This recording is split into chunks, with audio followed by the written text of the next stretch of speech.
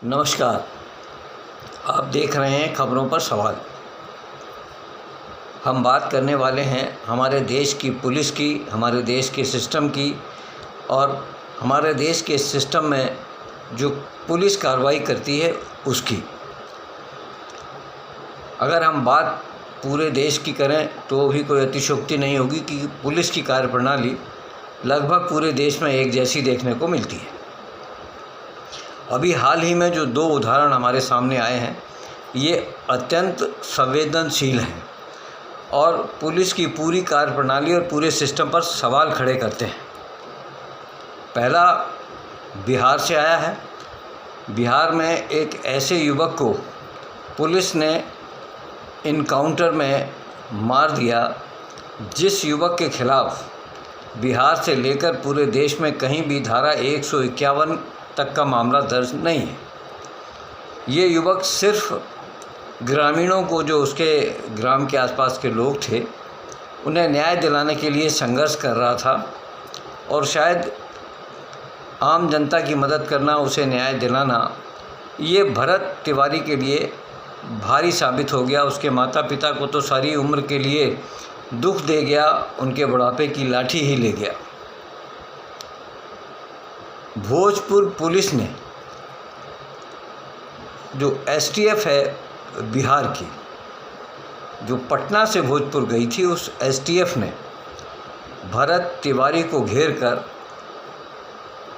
उसे गोलियां मारी और 3 गोलियां उसके शरीर पर लगीं और उसके बाद पुलिस ने उसे पकड़ा। और ये गोलियां तब मारी जब भरत ने अपने हाथ में जो उसके कट्टा, रिवाल्वर, जो भी उसके पास हथियार था वो उसने फेंक दिया था। और पुलिस ने उनको ये कहा था कि आपकी सब मांगें सरकार ने मांग ली हैं और आप आ जाओ। तो उसने कहा ठीक है, मेरी अगर मांगें सरकार ने मांग ली हैं तो मैं हथियार फेंक देता हूँ और मैं आ रहा हूँ। जैसे ही उसने हथियार फेंका तो पुलिस के जो जवान 7, 8, 10 जो भी वहाँ थे, उन्होंने उसको 3 गोलियाँ मारी। और ऐसा सूत्र बताते हैं कि उसके बाद उसको उठाकर जब पुलिस ने गाड़ी में डाला और उसको अस्पताल ले गए, तो अस्पताल में जब उसकी जांच पड़ताल की तो डॉक्टर ने उसे मृत घोषित कर दिया। जब पोस्टमार्टम हुआ तो 3 की जगह 5 गोलियां लगीं जो उसके शरीर से निकली। और इन गोलियों में ये 5 गोलियां कैसे हुई, पुलिस का कहना है कि हमने 3 गोलियां मारी हैं। सबसे पहली बात तो ये है कि पुलिस को इस तरह का इनकाउंटर करने का क्या अधिकार है?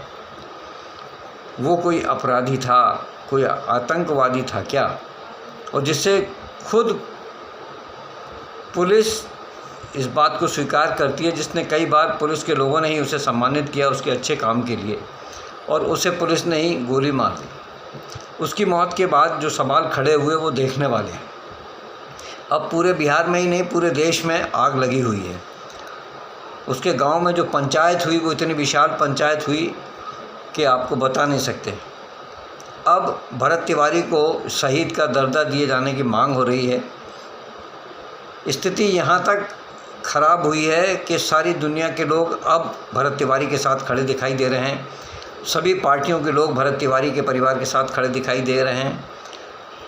तमिलनाडु के मुख्यमंत्री विजय तो उसके घर पहुंच गए, पप्पू यादव उसके घर पहुंच गए और उन्होंने, सभी लोगों ने जाके उन्हें न्याय दिलाने की बात कही है। इन तमाम सारे दबावों के चलते भोजपुर के पुलिस अधीक्षक खुद आधी रात को पूरे दल बल के साथ तिवारी के घर पहुंच गए और उनके माता पिता को समझाने की कोशिश कर रहे हैं, बता रहे हैं कि हम आपको न्याय दिलाएंगे। क्या ये न्याय दिलाएंगे? क्या खाक न्याय दिलाएंगे? इन्हीं के लोगों ने मारा। एसटीएफ तो पुलिस अधीक्षक के इशारे पर ही या उनके बुलाने पर ही आई होगी। क्या पुलिस अधीक्षक अब अपने आप को ही बचाने का प्रयास कर रहे हैं? इन तमाम सारे लोगों को तो बचाया जा रहा है, बचाने का प्रयास ही कर रहे हैं, जिसमें थाना प्रभारी भी है, पुलिस के जवान भी हैं, एक डीएसपी भी हैं। और इन डीएसपी के मामले में तो ये कहा जा रहा है कि इन डीएसपी साहब पे तो ऑलरेडी एक फर्जी इनकाउंटर का केस चल रहा है, अदालत में विचाराधीन है, और इन फर्जी काउंटरों के सारे ये थानेदार से डीएसपी बने हैं। तो अब वहीं दूसरा मामला जो है इससे मिलता जुलता और संवेदनशील राजस्थान से आया। राजस्थान के जयपुर में मुख्यमंत्री के काफिले को निकलने के लिए पूरी तरह से सड़कें साफ़ की जा रही थीं। आसपास के जो लगे हुए ठेले थे उनको भी हटाया जा रहा था। इसी कड़ी में एक बेटी जो अपने परिवार का भरण पोषण कराने के लिए सड़क पर एक ठेला लगाई हुई थी, उस ठेले पे जो स्टोव था या चूल्हा था, गैस थी, जो भी जिसमें उसका पानी गर्म हो रहा था और पानी बड़े तपेले में था। जब वो पुलिस वालों की 4 पुलिस वाले उस गाड़ी में थे, बोलेरो गाड़ी थी सफ़ेद कलर की, जब ये वहाँ से पास से निकली तो उन्होंने उस लड़की से कहा कि ये ठेला हटाओ और तत्काल हटाओ। लड़की ने कहा मैं हटाती हूँ। ये कहती तब तक तो एक सिविल ड्रेस में गाड़ी में से एक पुलिस वाला उतरा और उसने उस लड़की का ठेला पलट दिया। जैसे ही लड़की का ठेला पलटा तो जो उबलता हुआ गर्म पानी था, दुर्भाग्य से वो पूरा पानी लड़की के शरीर पर गिर गया। उबलते हुए पानी के गिरने से लड़की के शरीर पर क्या हुआ होगा ये अंदाज़ा लगाया जा सकता है। आज वो लड़की अपने कपड़े पहनने को मोहताज है।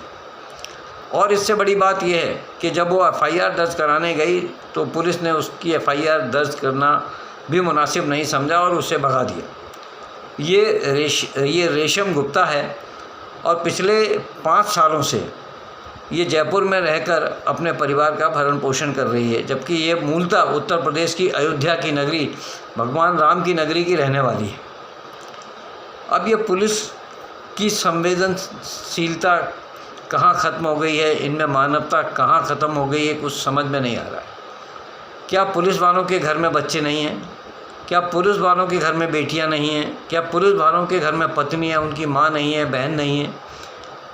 समझ में नहीं आता कि पुलिस वालों को उनके जो वरिष्ठ अधिकारी हैं क्या यही ट्रेनिंग देते हैं या यही बताते हैं कि अपराधियों जैसा सलूक आप हर आदमी के साथ करो? जो अपराधी है उसके साथ आप सलूक करो अपराधियों जैसा, लेकिन जो आदमी सामान्य है, जो निर्दोष है, उसके साथ तो कम से कम मानवता बरतो, उसके साथ तो मानवीय आधार पर काम करो। और जब ये घटनाएं हो जाती हैं तो उसके बाद इन पुलिस वालों के खिलाफ कार्रवाई नहीं होती, इनको बचाने का पूरा प्रयास किया जाता है। मैं तो अपने देश के सभी पुलिस के जो राज्यों के जो पुलिस महानिदेशक हैं, गृह मंत्री हैं, मुख्यमंत्री हैं, देश के प्रधानमंत्री हैं और देश के जो गृह मंत्री हैं, जो महिलाओं की सुरक्षा की बात करते हैं, बच्चों की सुरक्षा की बात करते हैं, देश की सुरक्षा की बात करते हैं, वो अपनी इन सिपाहियों को, अपने इन अधिकारियों को, इन जवानों को कम से कम ऐसी शिक्षा तो दें कि वो मानवीय आधार पर लोगों के साथ व्यवहार करें, या इन लोगों को ये तो कहें कि वो एक सुरक्षा के लिए उनको तैनात किया गया है, किसी का इनकाउंटर करने के लिए नहीं। आजकल पुलिस और प्रशासन में बैठे लोग 2 काम बहुत आसानी से करते हैं। पहला इनकाउंटर कर देते हैं, दूसरा किसी का भी घर बुलडोज़र से गिरा देते हैं। जो बुलडोज़र से घर गिराया जाता है वो भले ईमानदारी का बना हो, नेक नीति का बना हो या भ्रष्टाचार से बना हो, लेकिन वो मकान ये तत्काल गिरा देते हैं ये कह के कि इस आदमी ने अपराध किया तो इसके घर को गिरा दिया जाए। उस घर में क्या एक वो अपराधी रहता है, उस घर में उसके माता पिता रहते हैं, उसके भाई बहन रहते हैं, उसकी पत्नी भी रहती होगी, बच्चे भी रहते होंगे। वो मकान क्या एक व्यक्ति का था? लेकिन नहीं, ये जो बुलडोज़र की संस्कृति इस देश में आई है ये ठीक नहीं है। मेरा व्यक्तिगत मानना है कि आने वाले समय में अगर इसी तरह का सिलसिला रहा तो हमारे देश में फिर लोग अराजकता की ओर बढ़ेंगे। लोगों के दिलों में पुलिस के प्रति प्रेम की जगह नफ़रत पैदा होगी, प्रशासन के प्रति लगाव की जगह विरोध पैदा होगा। तो सरकार में बैठे लोगों को और पुलिस, विशेषकर पुलिस विभाग के अधिकारियों को, अपने कर्मचारियों को शिक्षा देना चाहिए कि वो इस तरह का व्यवहार कम से कम आम जनता के साथ करना बंद करें। राजस्थान के मुख्यमंत्री भजन लाल को मैं विशेष रूप से निवेदन करूंगा, आग्रह करूंगा कि वो उस बच्ची की ओर ध्यान दें, इस मामले को संज्ञान में लें और अपने उन 4 पुलिसकर्मियों को तत्काल प्रभाव से बर्खास्त करें, उनके खिलाफ आपराधिक मामला दर्ज करें और उस बच्ची का इलाज कराएं और उस बच्ची को आर्थिक मदद करें जो आज अपने घर में इलाज के लिए परेशान है, अपने माता पिता और परिवार के लोगों का भरण पोषण करने को परेशान है। ये मानवता थोड़ी बहुत तो मुख्यमंत्री में भी होना चाहिए। प्रधानमंत्री कहते हैं कि हम 1-2 गाड़ियों के काफ़िले से चलेंगे और ये मुख्यमंत्री जो है प्रधानमंत्री के सारे आदेशों की धज्जियां उड़ा रहे हैं। 25-25, 40-40 गाड़ियों का काफ़िला लेके चल रहे हैं। सड़क के किनारे खड़ा ठेला क्या मुख्यमंत्री की कार से टकराने वाला था या वो लड़की उस ठेले को मुख्यमंत्री की कार से टकराने वाली थी? ये सब चीज़ें समझ से परे हैं। अब इन दोनों घटनाओं को लेकर पूरे देश में खबरें उबाल पर हैं, पूरे देश में आक्रोश है, जनता इसका खुलकर विरोध कर रही है। सोशल मीडिया पर तरह तरह की कहानियाँ कही जा रही हैं और आलोचना हो रही है पुलिस की जगह जगह। अब इन खबरों को लेकर सवाल तो बनता ही है। खबरों पर सवाल के लिए मैं जय सिंह चौहान, भोपाल से।